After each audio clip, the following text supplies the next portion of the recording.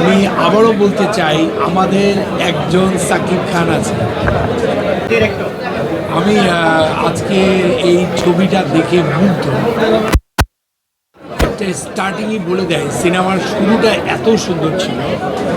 এবং আমি আবারও বলতে চাই আমাদের একজন সাকিব খান আছে, এটা সত্য।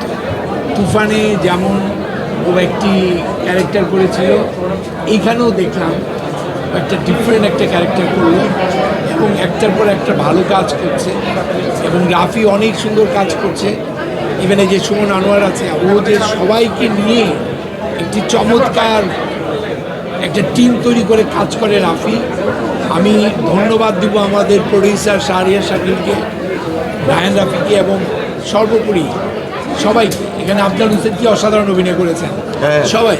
মানে আমি আসলে বলতে চাই যে বাংলাদেশে আমরা কোন অংশে বোম্বে ছবি থেকে পিছনে।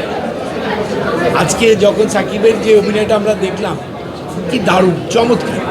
আসলে দর্শকদেরকে আমি বলবো, একটা কথা বলি শেষ করি, সেটা হচ্ছে ছবিটা পাইরেসি হয়ে গেছে। যারা ছবিটি মোবাইলে বা অন্য কোনো অ্যাপসে দেখছেন, প্লিজ ডোন্ট এটা দেখেন না, ছবিটা সিনেমা হলে দেখেন। কারণ বোনেরা বোনের শিশুরা মায়ের কোলে। আমি মনে করি সিনেমাটা বড় পর্দায় হয়। তাণ্ডব সত্যিই তাণ্ডব করছে। ধন্যবাদ সবাইকে। একটা প্রশ্ন সেটা হলো, আগে আপনি গ্রামের চরিত্রে বা পারিবারিক চরিত্রে বেশি